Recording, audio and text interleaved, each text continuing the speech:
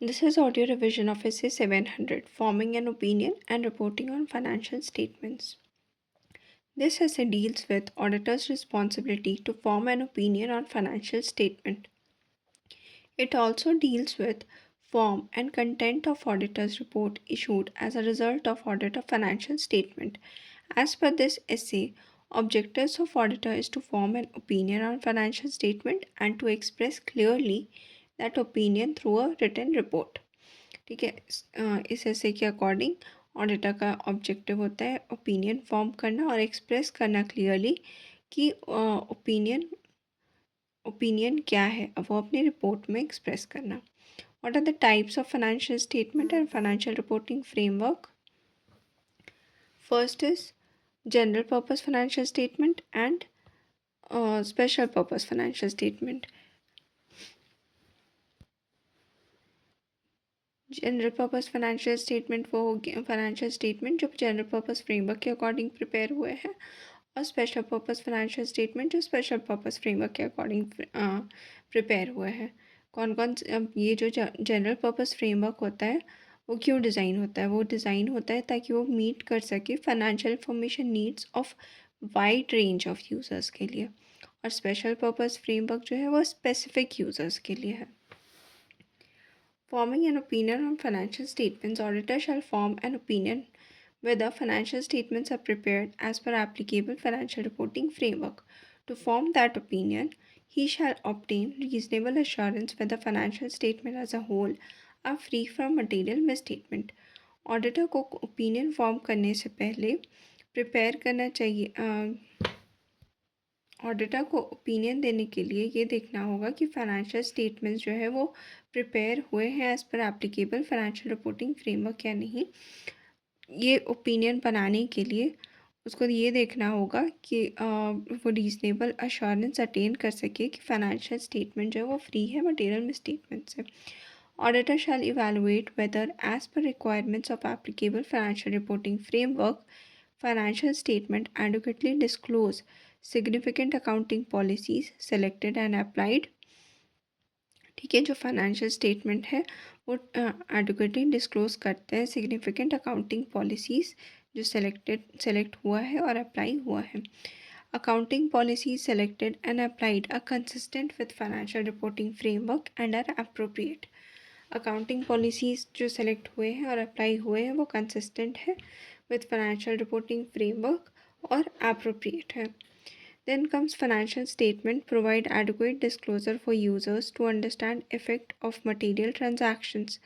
जो financial statement है वो provide करते हैं adequate disclosure for users और ताकि वो समझ सके effect of material transactions। Then comes accounting estimates। Accounting estimates made by management are reasonable where information presented in financial statement is relevant, reliable, comparable and understandable। Last is terminology used in financial statement, including title of each financial statement is appropriate। अब कौन कौन सा opinion होता है? Unmodified opinion और modified opinion. Unmodified opinion कब? When he auditor shall express an unmodified opinion when he concludes that financial statements are prepared as per financial reporting framework. जब वो कंक्लूड करे कि financial statement as per FRF prepare हुए हैं। Modified कब? जब auditor shall modify the opinion in auditor's report as per Essay 705 if auditor concludes that financial statement as a whole are not free from material misstatement or unable to obtain sufficient appropriate audit evidence to conclude that financial statement as a whole are free from material misstatement। क्या क्या हो गया?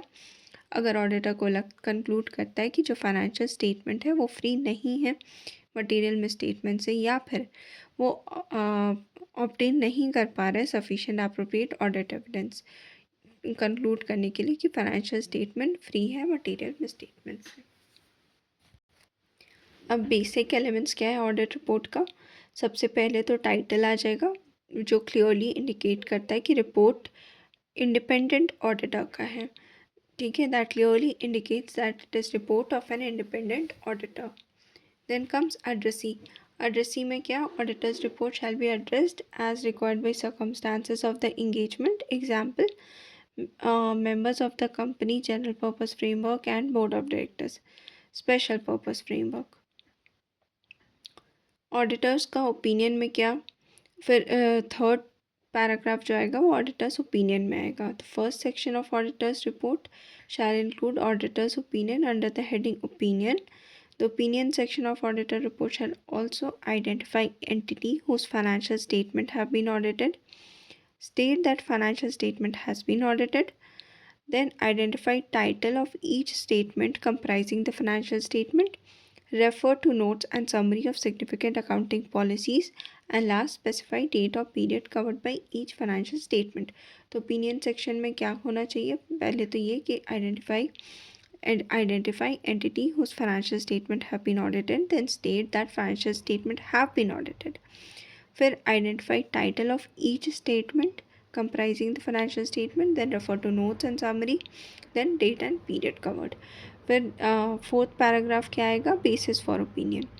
इसमें क्या state करना होता है, state that audit was conducted as per essays, then refers to the section of auditor's report that describes auditor's responsibilities under the essays, फिर includes a statement that auditor is independent of entity as per ethical requirements, फिर a statement shall refer the code of ethics issued by ICI, state that whether auditor believes that he has obtained sufficient and appropriate audit evidence to provide a basis for auditor's opinion। क्या क्या हो गया, ये state करो कि जो audit हुआ है वो कंडक्टेड एज पर सेज है। Refer to the section of auditor's report that describe auditor's responsibility under the SAs. फिर इंक्लूड अ स्टेटमेंट कि auditor is independent of entity as per ethical requirements, or state whether auditor believes that he has obtained sufficient and appropriate audit evidence।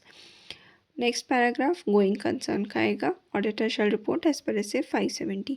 उसके बाद आ जाएगा key audit matters, auditor shall communicate key audit matters in auditor report as per SA ए 701। फिर आएगा other information, auditor shall report as per SA ए 720। फिर next paragraph आएगा रिस्पॉन्सिबिलिटी फॉर फाइनेंशियल स्टेटमेंट। इसमें क्या होगा, auditor report shall include a section with heading responsibilities of management for financial statement. फिर आ जाएगा ऑडिटर का responsibility, auditors responsibility for audit of financial statement. This section of auditor's report shell state objective is to obtain reasonable assurance whether financial statement are free from material misstatement। और दूसरा आ जाएगा auditor's responsibility as per other SAs. फिर next paragraph आएगा other reporting responsibilities का, उसके बाद फिर signature place and date. Auditor's report for audits conducted as per both standards on auditing issued by ICAI and international standards on auditing. In addition to SA issued by ICAI, auditor may be required to conduct audit as per international SA या फिर other standards. If this is the case, then auditor's report may refer to SA in addition to international standards on auditing. But the auditor shall do so only if there is no conflict between requirements in ISAs and SAs that would lead the auditor to form a different opinion। जब कोई conflict ना हो ISA और SA के बीच में जिससे auditor को कोई डिफरेंट ओपिनियन ना बने। ठीक है, अगर डिफरेंट रहेगा, कॉन्फ्लिक्ट रहेगा तो फिर डिफरेंट ओपिनियंस आएगा, तो अगर नहीं है तो फिर कर सकते हैं। फिर auditors report includes all elements discussed above when the auditor uses wording specified by SA। When auditor's report refers to both ISA or SA issued by ICAI, auditor's report shall clearly identify the jurisdiction of other auditing standards। Last topic is supplementary information presented with financial statements। If supplementary information that is not required by financial reporting framework is presented with audited financial statement, auditor shall evaluate whether supplementary information is an integral part of financial statement। जब supplementary information अगर supplementary information जो है वो required नहीं है financial reporting framework से,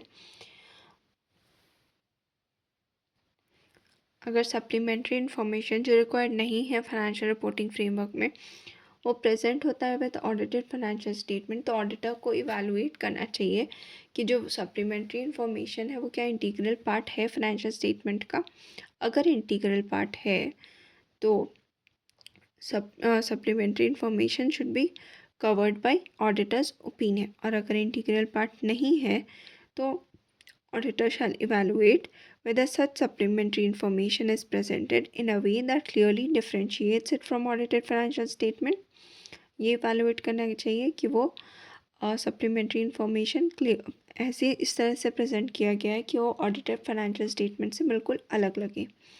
अगर नहीं लगता है तो ऑडिटर को मैनेजमेंट से बोलना चाहिए कि वो चेंज करें उसका presentation of unaudited supplementary information. अगर मैनेजमेंट नहीं मानता है तो auditor shall identify unaudited supplementary information and explain in auditor's report that such supplementary information is not audited. क्या हो गया? अगर वो इंटीग्रल पार्ट नहीं है तो ऑडिटर को मैनेजमेंट से बोलना चाहिए कि उसका प्रेजेंटेशन चेंज करे ताकि वो अनऑडिटेड सप्लीमेंट्री इंफॉर्मेशन ही लगे। और अगर मैनेजमेंट रिफ्यूज़ कर देता है तो ऑडिटर को आइडेंटिफाई करना चाहिए अनऑडिटेड सप्लीमेंट्री इन्फॉर्मेशन और एक्सप्लेन करना चाहिए ऑडिटर रिपोर्ट में कि वो अनऑडिटेड है। एग्जाम्पल्स क्या है सप्लीमेंट्री इन्फॉर्मेशन के? फर्स्ट पहला हो गया additional disclosure given not required by financial reporting framework, फिर एडिशनल और summary P&L of specific items annexed, और लास्ट हो गया average revenue statements attached. So here we end essay 700, forming an opinion and reporting on financial statements. Hope you like it. Please like, share and subscribe. Thank you.